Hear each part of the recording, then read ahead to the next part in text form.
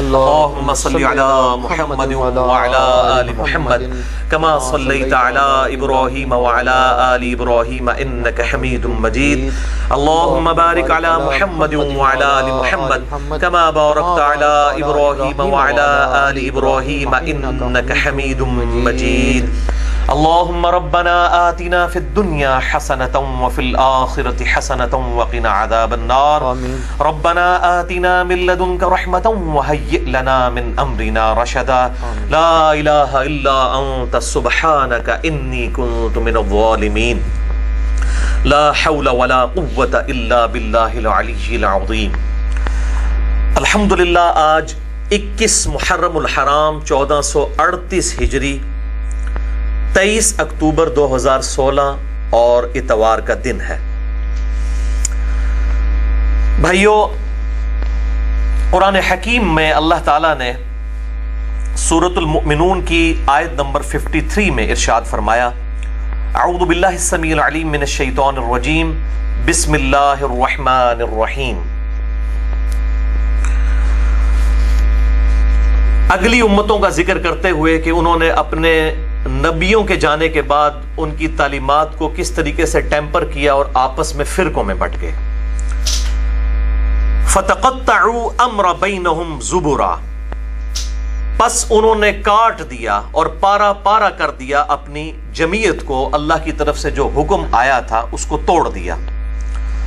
كُلُّ حِزْبٍ بِمَا لَدَيْهِمْ فَرِحُونَ، اور ہر گروہ اس بات پر خوش ہے جو اس کے ہاتھ میں ہے. تو وہ سب کے سب لوگ اس بات پر خوش تھے کہ اگر ہمارے اندر کچھ خرابیاں موجود ہیں تو ہمارے پاس یہ ایسٹ بھی موجود ہے. اور سیم اینالوجی اس امت کے اندر بھی آ گئی، جس کی پریڈکشن امام کائنات سید الاولین والآخرین شفیع المذنبین رحمت للعالمین سیدنا و مولانا امام اعظم محمد رسول اللہ صلی اللہ علیہ وآلہ وسلم نے پہلے ہی فرما دی تھی. چنانچہ اسی کانٹیکسٹ میں صحیح بخاری اور صحیح مسلم کی متفق علیہ حدیث ہے. صحیح بخاری میں انٹرنیشنل نمبرنگ کے مطابق 3456 3456، صحیح مسلم میں 6781 اور مشکات میں بھی موجود ہے 5361 کہ آپ صلی اللہ علیہ وسلم نے ارشاد فرمایا: تم بھی اگلے لوگوں کی پیروی شروع کر دو گے، قدم بقدم، بالشت بر بالشت، حتیٰ کہ اگلے لوگوں میں سے کوئی شخص گوہ کے سوراخ میں داخل ہوا تو تم بھی وہی کام کرو گے. صحابہ اکرام علیہم رضوان علیہم السلام نے پوچھا کہ اے اللہ کے محبوب صلی اللہ علیہ وآلہ وسلم، کیا یہ اگلے لوگوں سے مراد یہود و نصارہ ہیں، جیوز اور کرسچنز ہیں؟ تو آپ صلی اللہ علیہ وآلہ وسلم نے ارشاد فرمایا کہ اگر وہ لوگ مراد نہیں تو پھر کون سے لوگ مراد ہیں؟ یعنی جو جو خرابیاں یہود و نصارہ میں آئیں وہ اسی امت میں من و عن اسی طریقے سے آئیں گی. اب وہ اس آیت کو یاد کر لیجئے، سورۃ المؤمنون آیت نمبر 53، کل حزب بما لدیہم فرحون، ہر گروہ اس بات پر خوش ہے جو اس کے ہاتھ میں ہے. اور اس کی پریکٹیکل اپلیکیشن جو ہے وہ شروع ہی میں جو اسلام میں دراڑ پڑ گئی اس حوالے سے کہ ایک طرف اہل سنت اور دوسری طرف اہل تشیع آ گئے. اہل سنت کے پاس بھی جو کچھ ہے وہ اس میں بڑے خوش ہیں کہ ہمارے پاس چلے وہ چیزیں نہیں لیکن ہمارے پاس بھی یہ ایسٹ ہے، صحابہ کی محبت ہے، باقی چیزیں ہیں. اہل تشیع اس بات پہ خوش ہیں کہ ہمارے پاس چلے وہ چیزیں نہیں تو ہمارے پاس اہل بیت کی محبت ہے، اور دونوں اپنے ان چیزوں کے اوپر خوش ہیں. کل حزب بما لدیہم فرحون. اسی کانٹیکسٹ میں محرم الحرام 1438 ہجری میں میں نے اس چیز کا ارادہ کیا کہ وقتاً فوقتاً جو مجھے ای میلز ملتی رہتی ہیں میرے ای میل ایڈریس پر mirza_95@yahoo.com پہ، اس کے علاوہ بھی وقتاً فوقتاً لوگ سوالات پوچھتے رہتے ہیں، آپ لوگوں کی طرف سے یہ سوال آتے ہیں، تو ان تمام سوالوں کو ایک انٹلیکچوئل ترتیب دی جائے اور ایک کوسچن آنسر سیشن ریکارڈ کروایا جائے ویڈیو کے اندر، تاکہ یہ قیامت تک کے لیے ایسٹ ہو جائے. اور ظاہر ہے کہ اب یہ ایک ڈیٹیل کوسچن آنسر سیشن ہے. ہماری کوشش ہے تقریباً یہ ملا کے 100 کے قریب سوال بنے گے، شاید اس سے بھی زیادہ بن جائیں. تو اب یہ جو سوالات ہیں ان کو ڈسکس کرتے ہوئے ظاہر ہے کہ بسا اوقات ریفرنس دیتے ہوئے کافی ساری ڈیٹیل چیزیں بھی آئیں گی، لیکن میں کوشش کروں گا کہ جن چیزوں پہ میں آلریڈی لیکچرز ریکارڈ کروا چکا ہوں میں ان کے حوالے دے دوں اور باقی چیزوں کو مختصر بیان کر دیا جائے. کیونکہ اکثر لوگ مجھے یہ کہتے بھی ہیں کہ جی اب آپ خود اتنا بڑا آئیکن بن چکے ہیں، حالانکہ میں اپنے آپ کو نہیں سمجھتا. وہ کہتے ہیں جی آپ ہمیں ریفرنس کے بغیر بتایا کریں کہ آپ کا موقف کیا ہے اس مسئلے میں. تو میں نے اسی بت پرستی کو تو توڑا ہے. وہ کہتے ہیں نہیں غامدی صاحب کرتے ہیں, وہ اپنا موقف دے دیتے ہیں, باقی علماء اپنا موقف دیتے ہیں, تو آپ بھی دیا کریں. تو میں نے اسی بت پرستی کو توڑا ہے کہ موقف جو لوگ دیتے ہیں ساتھ ریفرنس بیان نہیں کرتے, کاؤنٹر چیک نہیں ہو سکتا.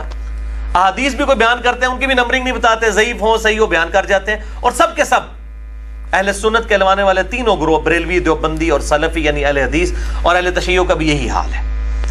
تو میں نے اس چیز کو جو ہے وہ اسی لیے ایمفسائز کیا ہے کہ ریفرنسز دیے جائیں تاکہ چیزیں جو ہے لوگوں کے سامنے آئیں, وہ کاؤنٹر چیک کر سکیں. اور اسی سلسلے میں انشاءاللہ تعالیٰ آج بھی ریفرنسز دوں گا.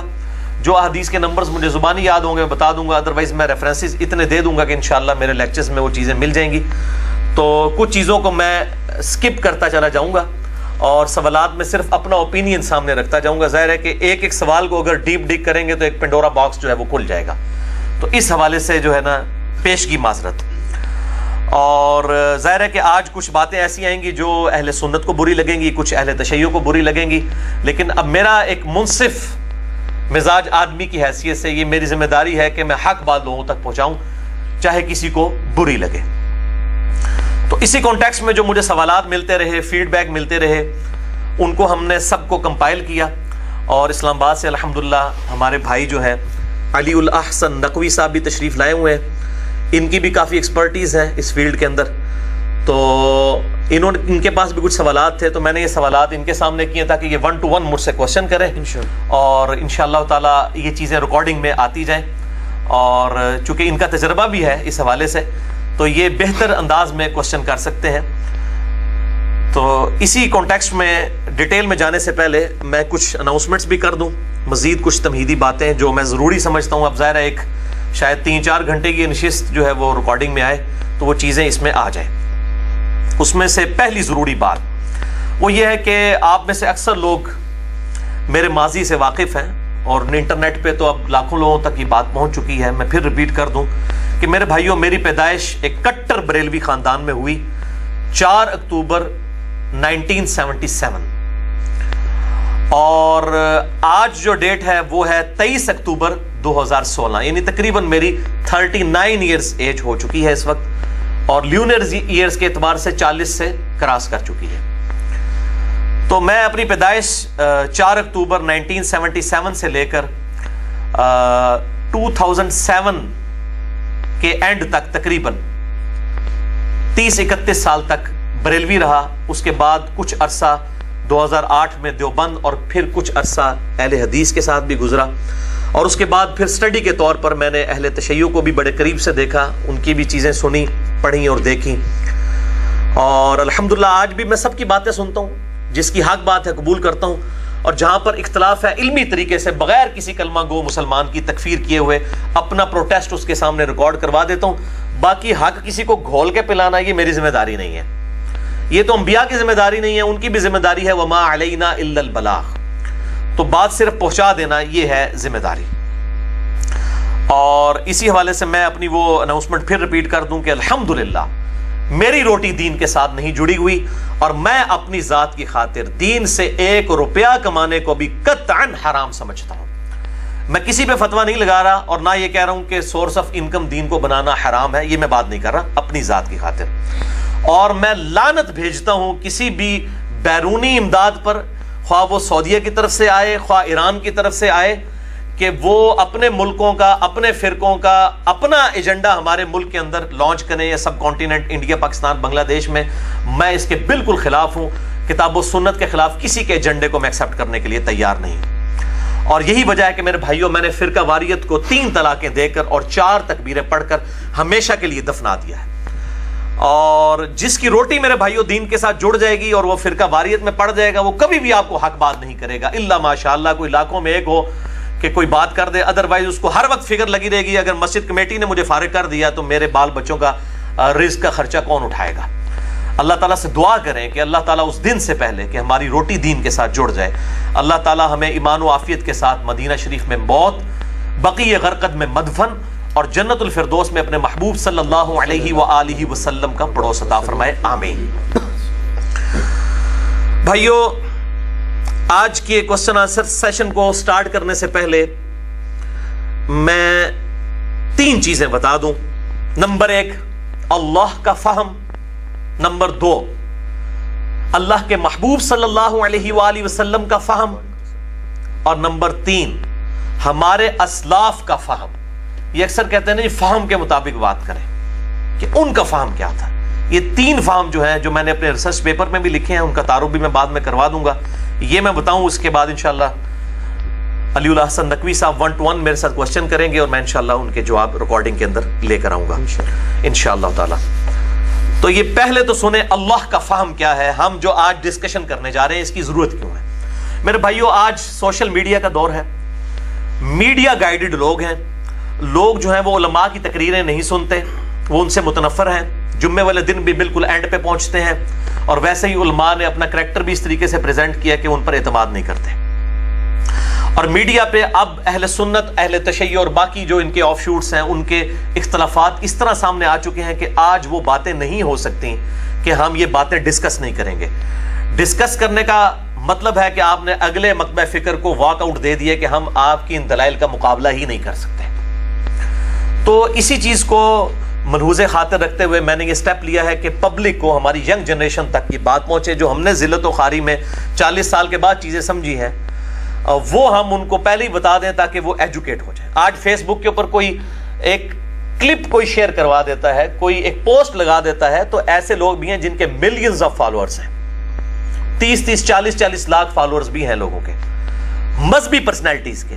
ان کے کلپس وہ شیئر کروا دیتے ہیں، اور پھر جو ہے وہ سنی شیعہ فساد شروع ہو جاتا ہے. لوگ پوچھ رہے ہوتے ہیں، علماء کہتے ہیں نہیں یہ باتیں کرنے والے نہیں ہیں، اور سنیوں کو ان کے علماء خاموش کروا دیتے ہیں، اہل تشیع کو ان کے، اور اگر بتاتے بھی ہیں تو اپنے فرقے کا مسئلہ بغیر کسی دلیل کے.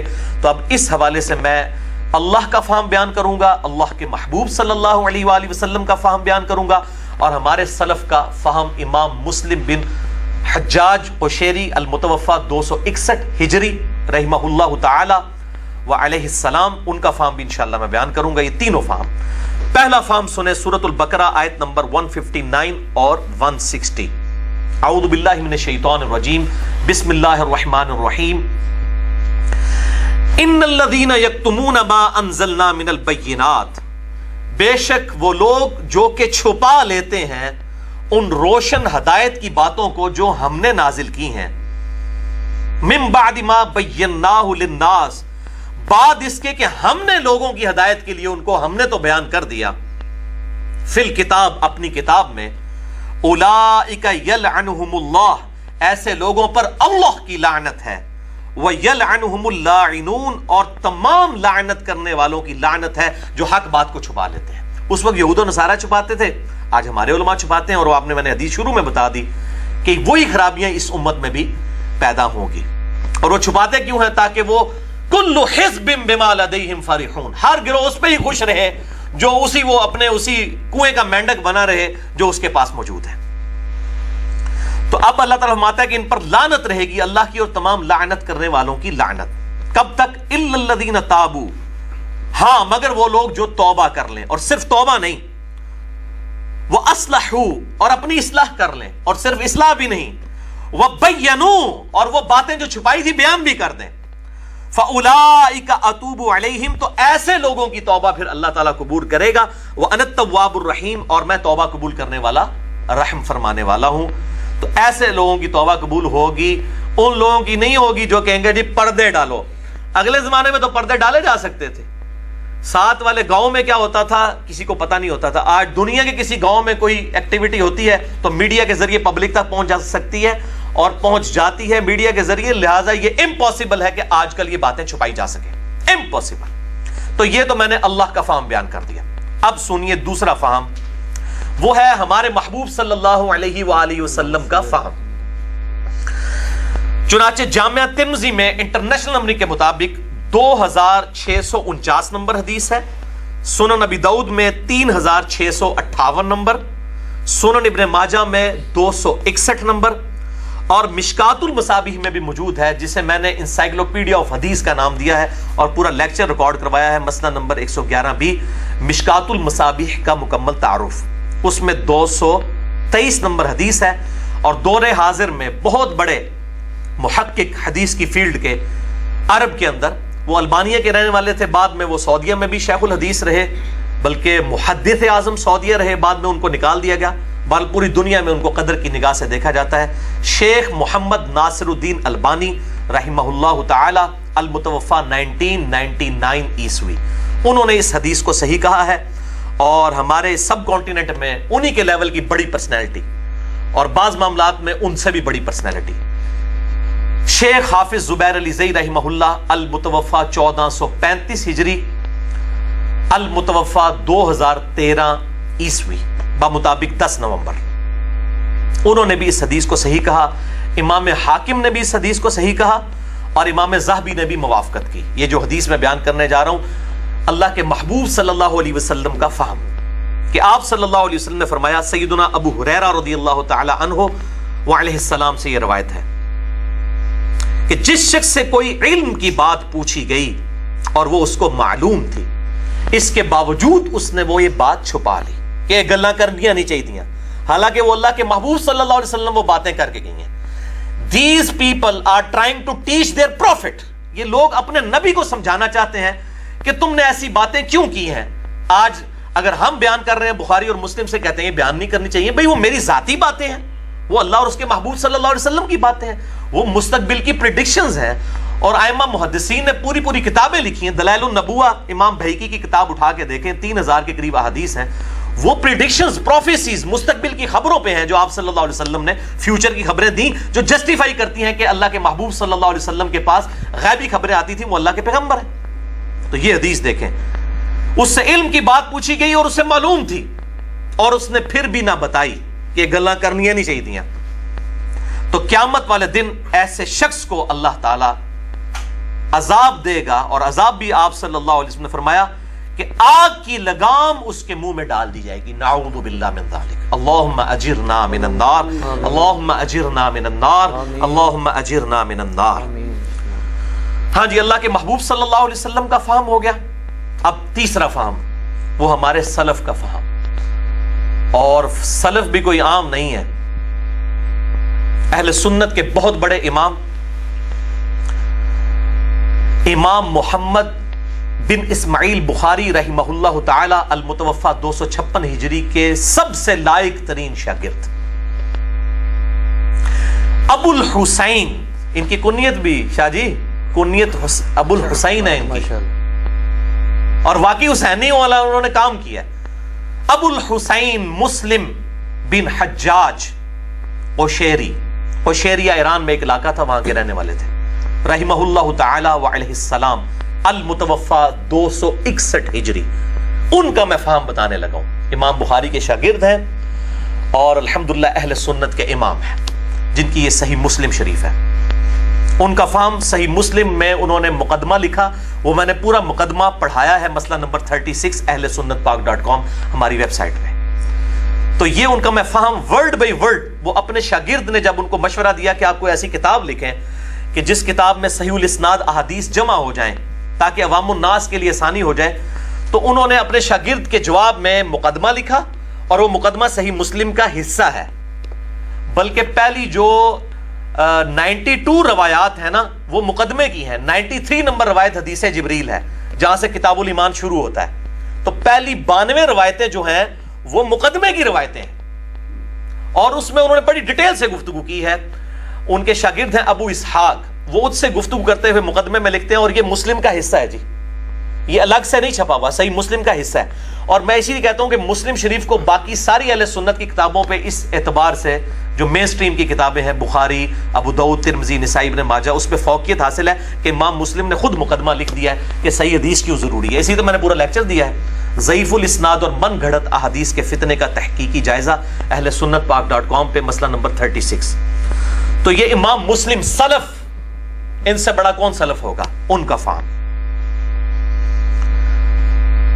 لکھتے ہیں صحیح مسلم میں کے مقدمے میں، وہ کہتے ہیں، اے میرے شاگرد ابو اسحاق، جب تم نے مجھ سے اس عظیم کام کی فرمائش کی، یعنی میں صحیح مسلم لکھوں، تو میں نے سوچا کہ اگر میں اس کام کا ارادہ کر لوں اور یہ کام پایہ تکمیل کو پہنچ جائے تو اس کا فائدہ سب سے پہلے بطور خاص مجھ ہی کو حاصل ہوگا۔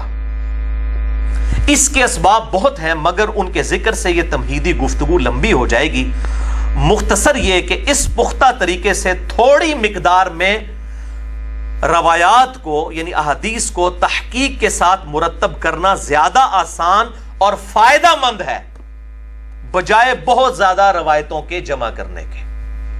ان کے زمانے میں کئی لوگوں نے 20-30 ہزار روایتیں بھی جمع کی. امام مسلم نے ان کے اوپر باقاعدہ تان کیا ہے کہ یہ ضعیف روایتیں بھی جمع کر کے تو امت کو فتنے میں ڈال رہے ہیں. تو امام مسلم اس چیز کے خلاف تھے اور پھر انہوں نے کہا اسی میں مقدمے میں کہ صحیح حدیثیں کم ہیں جو ضعیف روایتیں بیان کی جائیں. تو کہتے ہیں بہت زیادہ روایات جمع کرنے کی بجائے یہ کر لیا جائے بطور خاص عوام الناس کے لیے. کام بھی مکاتا شاہ جی انہوں نے ایک کہتے ہیں جناب یہ خواص کے لیے احادیث ہیں. امام مسلم کو اب یہ ٹیچ کر رہے ہیں. امام مسلم نے جو اپنی کتاب میں لکھا وہ مسلم کا فہم ہی ہمیں دکھانا ہوگا, اپنے مولویوں کا نہیں دکھانا ہوگا فہم یا کسی اور کا. امام مسلم اپنا فہم خود لکھ کے گئے صحیح مسلم میں کہ میں عوام کے لیے حدیثیں لکھ رہا ہوں. حدیث قرطاس بھی انہوں نے لکھی ہے, اور یہ جتنی خطرناک روایتیں ہیں جن سے یہ ڈرتے ہیں ہاتھ پاؤں ان کے کانپتے ہیں اہل سنت کے بھی اور اہل تشیع کے بھی, وہ ساری روایتیں صحیح مسلم میں ہیں. لہذا صحیح مسلم کو میں نے امام کو اس سلف کو میں نے ٹارگٹ کیا بطور خاص عوام الناس کے لیے شاہ جی, کہ جنہیں احادیث کے صحیح یا ضعیف ہونے کی پہچان نہیں ہوتی جب تک کہ ان کی رہنمائی کوئی دوسرا نہ کر دے. وہ کہتے ہیں ان بیچاروں کو, اور وہ اتنے للو پنجو ہیں کہ ان کو پتہ ہی نہیں چلتا صحیح ضعیف کیا ہے, ان کے لیے صحیح مسلم لکھ رہا ہوں. ایک اندر بیان نہ کرو کیوں نہیں شاہ جی, اے بھی شاہ جی نے ٹھیک ہے. یعنی ان کے دوار میں بھی ایسے لوگ تھے. جی جی ایسے لوگ تھے, ظاہر ہے جی ہر وقت گمراہی تو مطلب ہر زمانے میں موجود رہتی ہے.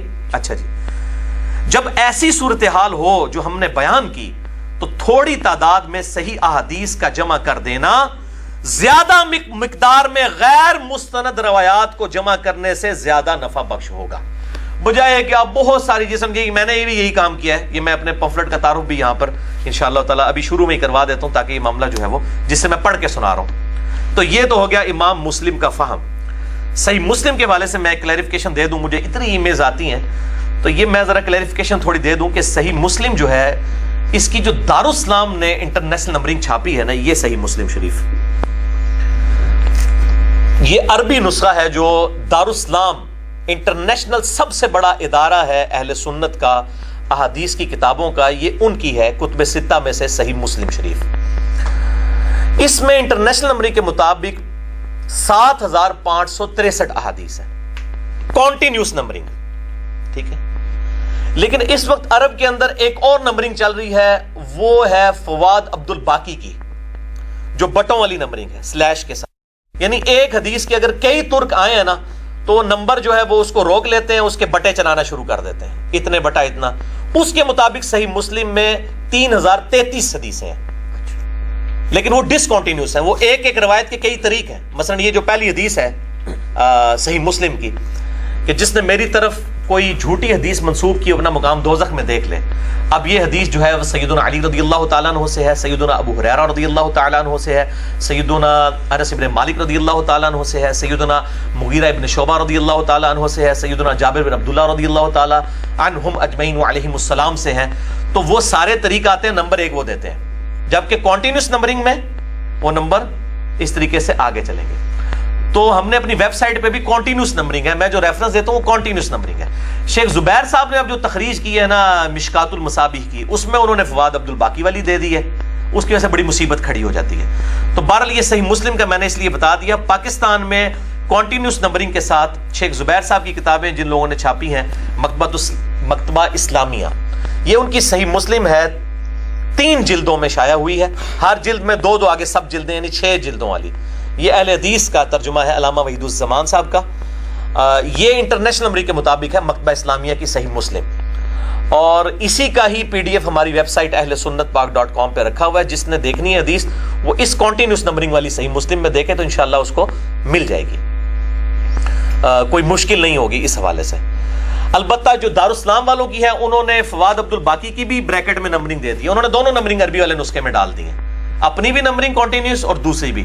تو دوسری بھی اگر ہو تو اس میں آپ کو انشاءاللہ تعالی مل جائے گی. تو صحیح مسلم میں نے ویسے فرحان بھائی کو کہا تھا کہ وہ اب اس کا بھی PDF آ گیا ہے. صحیح مسلم جو ہے ترجمے کے ساتھ دارالاسلام نے بھی چھاپی ہے, اس میں انہوں نے دونوں نمبرنگ فواد عبد الباقی کی بھی ڈال دی ہے, یہ والی بھی, اس کا PDF بھی جو ہے وہ اویلیبل ہے. میں نے ان کو کہا تھا اس کو اپلوڈ کر دیں, پتہ نہیں انہوں نے کیا کہ نہیں کیا. بہرحال انشاءاللہ تعالی جو آلریڈی پرانا بھی ہوا ہے وہ بالکل ٹھیک ہے, اچھا، اب اس تمہیدی گفتگو کے اینڈ پہ میں اپنے 2 ریسرچ پیپرز کا تعارف کروا دوں، اس کے بعد انشاءاللہ تعالی ہم جو ہے گفتگو کو سٹارٹ کریں گے آپ سے انشاءاللہ کوسچن آنسر سیشن۔ یہ میرے بھائیوں میرا پہلا ریسرچ پیپر ہے جس کی پروف ریڈنگ اس وقت شیخ زبیر لیزئی رحمہ اللہ تعالی علیہ السلام نے کی تھی، المتوفہ 1435 ہجری۔ اس کے بعد یہ بار بار چھپتا ہے، ہر دفعہ ہم پھر اس میں اس کی لیٹسٹ ڈیٹ ڈال دیتے ہیں تاکہ ناسخ و منسوخ والا چکر نہ رہے۔ تو بہرحال الحمدللہ یہ ریسرچ پیپر نمبر ہے 5A، رافضیت، ناسبیت اور یزیدیت کا تحقیقی جائزہ۔ یہ بالکل بنیادی اہل سنت کا مقدمہ 4 پیجز میں نے بیان کیا ہے، اور اس میں اہل سنت کا کیا مقدمہ ہے اس حوالے سے، اور رافضیت کے خلاف، یزیدیت کے خلاف، ناسبیت کے خلاف۔ ریسرچ پیپر نمبر 5A اہل سنت پاک.com سے اس کا مفت PDF ڈاؤن لوڈ کیا جا سکتا ہے، ہزاروں کی تعداد میں پوری دنیا میں ہم بانٹتے بھی ہیں اس کی ہارڈ کاپیز۔ یہ کلرڈ ہے، یعنی رائٹنگ جو ہے بلیک میں اور ہر ریفرنس ریڈ کلر میں، تاکہ وہ ریفرنس پہ فوراً نظر پڑ جائے۔ اس کا پھر میں نے انیکسچر لکھا جسے کہتے ہیں زمیمہ۔ اس کے بعد وہ کہتے ہیں جناب کہ جی اس میں تو بڑی مختصر بات ہے، ذرا کھول کے بات کو بیان کریں۔ تو اس کے اینڈ پہ پھر میں نے یہ بات لکھ دی کہ پوری آپ تحقیق اگر جاننا چاہتے ہیں تو ریسرچ پیپر نمبر 5B، جس میں سے میں نے اللہ کا فہم، اللہ کے محبوب صلی اللہ علیہ وآلہ وسلم کا فہم اور سلف کا فہم بیان کیا یہ شروع میں، بلکہ اس کو آپ اگر ٹارگٹ کر لیں اس پورشن کو، وہ فہم نظر بھی آئے گا جو میں نے پڑھ کے سنایا ہے۔ تو یہ ہے ریسرچ پیپر نمبر 5B، واقعہ کربلا کا حقیقی پس منظر 72 صحیح الاسناد احادیث کی روشنی میں، اہل سنت کی کتابوں سے۔ اور یہ 72 کا ٹائٹل میں نے شہدائے کربلا کی ریفرنس سے لیا ہے، ورنہ اس میں اسناد جو ہیں وہ 150 ہیں، 150 احادیث ہیں۔ مثلا اس میں نے جو غدیر خم کی حدیث ہے اس کی میں نے 8 اسناد لی ہیں 33 نمبر کے اوپر، لیکن نمبر اس کو صرف 33 ہی دیا ہے، ساری اسناد اس کی جمع کی ہیں ایک نمبر کے تحت 72 کی نسبت بنانے کے لیے۔ تو اس میں 150 روایتیں ہیں الحمدللہ، اہل سنت کا مقدمہ، کمنٹس کوئی نہیں کیے، احادیث جمع کر دی ہیں، جس کو شوق ہوگا اس کو بات خود بخود الحمدللہ اس حوالے سے سمجھ آ جائے گی۔ یہ research paper number 5B 6.5 MB کی فائل آپ اہل سنت پاک.com سے ڈاؤن لوڈ کر سکتے ہیں، یہ بھی کلرڈ ہے، اور جسے شوق ہو تو وہ یہ بھی ہم الحمدللہ تقسیم کرتے ہیں فری پورے ملک کے اندر۔ اور اس 5B کی خصوصیت یہ ہے کہ یہ الحمدللہ سب سے پہلے میں نے عربی میں لکھا تاکہ یہ انٹرنیشنل پمفلٹ بن جائے، اس کے بعد اس کا اردو ترجمہ کیا۔ ایک بہت بڑے پاکستان میں اہل حدیث مکتبہ فکر سے تعلق رکھنے والے عالم دین ہے، میں ان کا نام نہیں بتاؤں گا، اگر نام ڈسکلوز کر دیا تو یہ سارے کے سارے مولوی ان کے پیچھے پڑ جائیں گے، وہ پرسنالٹی بہت بڑی ہیں، اور چونکہ وہ الحمدللہ جو ہے وہ جیسا سورۃ المؤمن میں آتا ہے نا کہ وہ فرعون کے دربار میں ایک درباری تھا جو اپنا ایمان چھپاتا تھا، تو میں ان کو کبھی کبھی چھیڑتا ہوں، میں کہتا ہوں جی آپ جو ہے نا وہ اہل سنت میں ایسے ہی ہیں جو اپنا ایمان چھپاتے ہیں، یعنی وہ کھل کے بات۔ تو انہوں نے الحمدللہ ترجمہ، وہ عربی لنگوسٹک کے ماسٹر ہیں۔ یہ کہہ کے آپ نے ساروں کو مشکوک بنا دیا، نہیں ساروں کو مشکوک بنا دیا، سب علماء ایک دوسرے پہ شک کریں گے یہ کہہ کے، سارے شک کریں، اچھی بات ہے، تو پھر اس کی وجہ سے سارے کہ ہاں میں حسینی ہوں، ٹھیک ہے جی۔ تو یہ انہوں نے ترجمہ کیا اردو میں الحمدللہ۔ تو بہرحال میں نے اس کو ترجمے کو سیدھا کیا، تھوڑی بہت شادی سانوں بھی عربی آتی ہے، قرآن پاک الحمدللہ عربی مکمل آتی ہے، قرآن کی احادیث کی بھی کوئی معاملات کر لیتے ہیں، اب تو معاملہ ہی نہیں، اب تو سافٹ ویئر ہے، آپ اس میں عربی ڈالیں ترجمہ بھی آ جاتا ہے، اب تو مسئلہ ہی کوئی نہیں۔ بہرحال یہ انہوں نے کیا، میں اس لیے بتا رہا ہوں کہ کسی للو پنجو کا ترجمہ کیا ہوا نہیں ہے، باقی عربی بھی ہے جس کو شوق وہ دیکھے، عربی میں، اردو میں ترجمہ ہوا، اس کے بعد اس کا ہندی میں ترجمہ کیا ہمارے وسیم بھائی ہیں، پروفیسر ہیں انڈیا کے اندر، ٹھیک ہے، انہوں نے اپنے شوق سے کیا، وہ بھی اہل حدیث ہے ماشاءاللہ، یعنی اہل حدیث عوام جو ہے نا الحمدللہ، اور علماء بھی اب میں کہتا ہوں، ٹھیک ہے، اہل سنت میں وہ ٹاپ آف دا لسٹ، میں ان سے اسی لیے محبت کرتا ہوں، یہ حق کی آواز کی پشت پہ کھڑے ہو جاتے ہیں الحمدللہ۔ تو یہ انہوں نے ہندی میں ترجمہ کیا، تو میں نے ان کو پھر مبارکباد کے اوپر میں نے اپنے ابو کو کہا کہ وہ واٹس ایپ یوز کرتے ہیں، میں تو نہیں کرتا، میں نے کہا ان کو میری طرف سے کلپ بھیجیں اور بنا کے خود آپ مبارکباد کا، میں نے ان کو ای میل بھی کی کہ آج آپ نے انڈیا کے ناسبیوں کے اوپر علمی ایٹم بم گرا دیا، اس کا جو ہندی میں ترجمہ ہو گیا، کیونکہ اہل حدیث کی عوام اور اس طریقے سے دیوبند بریلوی کی عوام الناس تو احادیث کی ماننے والی ہے، وہ تو اپنے علماء کا گریبان پکڑے گی، اسی لیے تو آپ حیران ہوں گے شاہ جی، انڈیا میں، نیپال میں، بنگلہ دیش میں، پاکستان میں تو میں بیٹھا ہوں نا، وہاں پہ بھی جمعے میرے خلاف پڑھائے جا رہے ہیں، بریلوی، دیوبندی، اہل حدیث تینوں، اور شیعہ بھی شاید پڑھاتے ہوں، ان کو بھی مطلب تکلیف ہے، بل ادھر تو میرے خلاف ہے اہل تشیع بھی۔ تو بہرحال اس کا ترجمہ اردو میں ہوا، اس کے بعد ہندی میں ہوا، پھر چوتھی چیز تھی وہ قلق مجھے تھا، وہ میں نے فیصل بھائی انڈیا میں وہاں پہ پروفیشنل لوگ اویلیبل ہیں، انہوں نے الحمدللہ آن پیمنٹ ہزاروں روپے لگا کے انگلش میں 58 پیجز پہ اس کا ترجمہ کیا ہے. اب یہ انٹرنیشنل ایٹم بم ہے جو ہم نے ناسبیوں کے سر پہ پھینک دیا ہے. واقعہ کربلا کا حقیقی پس منظر 72 صحیح الاسناد حدیث کی روشنی میں، جس میں 150 روایتیں ہیں، اور میں اس میں اب تلخ جملہ بولوں گا شاہ جی چونکہ آپ بھی ذرا اہل حدیث کی طرف جھکاؤ رکھتے ہیں، اور اس لیے کہ یہ کفایت اللہ سنابلی صاحب کی لکھی ہوئی جھوٹی تاریخ نہیں ہے. انڈیا کا جو وہ ناسبی مولوی ہے، یا پاکستان میں اس کے ایک بزرگ ہیں تقریباً نیم ناسبی ہیں، میں مکمل نہیں کہتا، صلاح الدین یوسف صاحب، یہ ان کی لکھی ہوئی جھوٹی تاریخ نہیں ہے جو کوڑ کباڑ انہوں نے حکمرانوں کی لکھی ہوئی تاریخ میں سے نکال کے، یہ حدیثیں ہیں میرے محبوب صلی اللہ علیہ وسلم کی. میں کہتا ہوں انہوں نے خیالی پس منظر، خیالی پلاؤ پکایا ہے، خیالی پس منظر. ہم نے یہ احادیث لکھی ہیں اور ہم یہ کہتے ہیں ان احادیث کا فہم یہ اپنے علماء سے کہتے ہیں، علماء سے پوچھ کے چلیں، ان کو کہ یہ احادیث ہم نے لکھ دی ہیں، ہمارا کام تو یہی تھا. جو شیخ زبیر صاحب نے بھی آپ کو نقوی صاحب کہا تھا کہ علی کا کام تھا حدیثیں لکھ دی ہیں، میں نے فہم تو لکھا ہی نہیں ہے اس کے اوپر. تو یہ فہم ان کے سامنے خود اپنی پبلک کو یہ اس کے اوپر درس دے دیں بس، اور پھر چلاکیاں کرتے ہیں حدیثوں کے اوپر اپنے حکم بدلنا شروع کر دیں، نہیں یہ تو ضعیف تھی، ہم نے غلطی سے صحیح کہہ دیا تھا، اب ہم رجوع کرتے ہیں. میں کہتا ہوں مولویوں اس میں جو بخاری اور مسلم کی حدیثیں ہیں ان کو ضعیف ثابت کرو تاکہ تمہاری عوام تمہیں پوچھے کہ تم چھپے ہوئے منکرین حدیث ہو. اور یہ میں نے آپ کو شاہ جی بہت پہلے کہا تھا کہ جتنے ناسبی ہوں گے نا یہ منکرین حدیث بھی ہوں گے، یہ لازم و ملزوم ہے، کیونکہ صحیح حدیثیں ان کی موت ہیں، ان کے لیے مجبوری ہے کہ یہ منکرین حدیث ہو جائیں.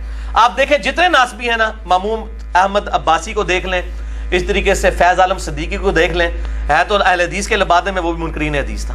اب جتنے بھی ہیں نا یہ سب کے سب چھپے ہوئے منکرین حدیث ہوتے ہیں. تو یہ بخاری مسلم کو ضعیف ثابت کریں تاکہ آپ کے سر کے اوپر ایٹم بم آپ کی عوام گرائے اور آپ کو گریبان سے پکڑ کے نا ان کے ممبروں سے نیچے اٹھائے کہ کل تک تو آپ کہتے تھے قرآن اور صحیح حدیث، قرآن اور صحیح حدیث، تو یہ قرآن اور صحیح حدیث میں نے بیان کی، سلف کا امام مسلم کا فہم بھی بیان کر دیا. اور ایک میرے جو فیورٹ سلف ہیں میں ان کا فہم بھی بیان کرتا ہوں، پھر شاہ جی آپ سوال و جواب شروع کریں، جس پہ میں نے اس ریسرچ پیپر کا اختتام کیا ہے. جو اہل سنت میں سب سے بڑے امام ہے، ان سے بڑا کوئی امام نہیں ہے، امام احمد بن حنبل رحمہ اللہ تعالی المتوفا 241 ہجری کے استاد، امام مالک رحمہ اللہ تعالی المتوفا 179 ہجری کے شاگرد خاص، اور امام بخاری کے المتوفا 256 ہجری دادا استاد، امام ترمذی المتوفا 279 ہجری کے پردادا استاد، اہل سنت کے سب سے بڑے امام، ہر فیلڈ کے امام، امام محمد بن ادریس الشافعی رحمہ اللہ تعالی وعلیہ السلام المتوفا 204 ہجری. باقی تو کچھ فقہ کے امام ہیں، کچھ حدیث کے امام ہیں. یہ وہ شخص ہے جو فقہ میں بھی امام، حدیث میں بھی امام، منطق میں بھی امام، علم الکلام میں بھی امام، ہر معاملے میں. اور ایسا امام جسے سنی شیعہ دونوں مانتے ہیں، کیونکہ امام موسیٰ کاظم رحمہ اللہ کے یہ شاگرد تھے امام شافعی. اسی لیے اہل تشیع کے آپ دیکھیں نا تو وہ کہتے ہیں کہ امام موسیٰ کاظم رحمہ اللہ، ہم بھی ان کو مانتے ہیں، ان کے اصحاب میں سے تھے امام شافعی رحمہ اللہ. ان کا شعر ہے جو ان کی اپنی کتاب میں ہے، نہ اس کو کفایت اللہ سنابلی صاحب ضعیف ثابت کر سکتے ہیں، نہ صلاح الدین یوسف صاحب، یہ ان کی اپنی کتاب ہے، دیوان الشافعی چھپی ہوئی ہے. اور یہ بیچارے ویسے بھی جرت نہیں کریں گے، اتنے ان کے سارے اپنے بڑے بزرگ، امام ابن تیمیہ المتوفا 728 ہجری، امام ابن کثیر المتوفا 774 ہجری، امام ذہبی المتوفا 748 ہجری، یہ سارے بڑے اہل سنت کے ائمہ محدثین امام شافعی کے اشعار اپنی کتابوں میں نقل کرتے رہے ہیں. یہ والا شعر اہل تشیع کے خلاف جب بھی کتابیں لکھی تو یہ شعر نقل کیا کہ دیکھو ہماری جو سنیت ہے وہ آپ دیکھو. امام شافعی کا شعر ہے، ان کان رفضا حب آل محمد صلی اللہ علیہ وآلہ وسلم، کہ لوگوں تم مجھے رافضی ہونے کا تانا دیتے ہو. ان کو بھی کہتے تھے، یہ ہمیں نہیں صرف کہہ رہے، ہمارے بزرگوں کو بھی ان کے بزرگوں نے رافضی کہا ہوا ہے. تو یہ سرٹیفکیٹ ہے الحمدللہ کہ ہماری نسبت امام شافعی کے ساتھ ہے الحمدللہ. انہوں نے کہا بالفرض اگر آل محمد صلی اللہ علیہ وآلہ وسلم کی محبت کا نام رافضی ہونا ہے، شیعہ نہیں، نقوی صاحب شیعہ نہیں، انہوں نے کہا رافضی ہونا، ان کو رافضی کہا گیا، شیعہ بھی کہا جاتا نا. تو میں پوچھتا ہوں کہ انہوں نے کون سی ایسی باتیں کی ہوں گی؟ اہل بیت کی اگر محبت کا بیان کیا وہ تو رافضی نہیں کوئی کسی کو کہتا، وہ تو سارے بیان کرتے ہیں. اس کا مطلب ہے انہوں نے خلافت و ملوکیت ڈسکس کی تھی. یہ ہے اصل مسئلہ. انہوں نے کہا کہ ان کان رفضا حب آل محمد بالفرض، اگر آل محمد صلی اللہ علیہ وآلہ وسلم کی محبت کا نام رافضی ہونا ہے، فلیشہد الثقلان انی رافضی، تو جن و انس اس بات پر گواہ ہو جاؤ کہ میں رافضی ہوں، چلو کر لو جو کچھ کرنا چاہیے۔ جن و انس، اور میں نے اس کو ٹرانسلیٹ کیا ہے من الجنت والناس، یعنی شیاطین جن اور شیاطین جو الناس ہیں، وہ گواہ ہو جاؤ کہ میں پھر رافضی ہوں، ٹھیک ہے، ہم اہل بیت کی محبت کے ساتھ اٹھائے جائیں گے۔ اور یہ امام شافعی کا جو قول ہے نا، یہ پھینکنے والا نہیں ہے، یہ عکاسی کرتا ہے خلیفہ اول سیدنا و مولانا ابو بکر الصدیق رضی اللہ تعالی عنہ و علیہ السلام، المتوفی 13 ہجری، خلیفۃ الرسول صلی اللہ علیہ وآلہ وسلم، ان کا قول صحیح بخاری میں امام بخاری لے آئے ہیں سیدنا حسین والے چیپٹر میں، انٹرنیشنل نمبر کے مطابق 3751، کہ سیدنا ابو بکر الصدیق رضی اللہ تعالیٰ عنہ کہتے ہیں کہ محمد صلی اللہ علیہ وآلہ وسلم کی محبت کو آپ صلی اللہ علیہ وآلہ وسلم کے اہل بیت کی محبت میں تلاش کرو، اور اہل بیت سے مراد سیدنا حسین رضی اللہ تعالیٰ عنہ والے چیپٹر میں لے کر آئے۔ بیویاں بھی اہل بیت ہیں اور وہ پنجتن پاک بھی اہل بیت ہیں، لیکن امام بخاری نے ناسبیوں کے سر کے اوپر تھوڑا مارا کہ حضرت حسین کے چیپٹر میں لے کے جس سے چڑھتے تھے حسین سے علیہ السلام۔ علیہ السلام کا مسئلہ بھی انشاءاللہ آج میں ڈسکس کروں گا۔ وہ کہتے ہیں جی آپ بخاری سے حوالہ دیتے ہیں 3748 کے حسین علیہ السلام لکھا ہے، ہم بخاری کھولتے ہیں، وہ پائیے پاکستان میں مولویوں دی بخاری ہے، عربی نسخے پڑھیں آپ، مکتبۃ الشاملہ سعودیہ کا سافٹ ویئر دیکھیں، sunnah.com اہل سنت کی سب سے بڑی سلفیوں کی ویب سائٹ ہے حدیث کی کتابوں کی، کھولیں ذرا، اس میں بخاری ترجمہ نہیں دیکھنا، بخاری کی عربی پڑھیں، 3748 میں حسین علیہ السلام لکھا ہوا ہے، 6318 میں علی اور فاطمہ علیہم السلام لکھا ہوا ہے، ابو داؤد میں 4646 نمبر حدیث میں علی علیہ السلام لکھا ہوا ہے، لیکن عربی والے پورشن میں۔ اردو میں مولوی نے پھر یا انگلش والا، وہ انگلش ترجمہ بھی ہے، اردو بھی ہے، پھر مولوی بڑھ گیا، مولوی بڑھ جائے تو انہوں نے کاٹ تو نہیں سکتے نا، کیا کریے، کوشش تو کر رہے ہیں کہ کڈیے، اور اے عوام انشاءاللہ خود نکالے گی ان کو۔ تو یہ سیدنا ابو بکر صدیق رضی اللہ تعالیٰ عنہ علیہ السلام کا قول کہ محمد صلی اللہ علیہ وسلم کی محبت کو ان کے اہل بیت کی محبت میں تلاش کرو، تو یہ اسی کی ٹرانسلیشن ہے شاہ جی، ان کان رفضا حب آل محمد فلیشہد الثقلان انی رافضی۔ اس پہ بھی بہت چیزیں اور بیان کی جا سکتی ہیں، لیکن ہم یہ مختصر تمہید جو ہے نا وہ میرا خیال ہے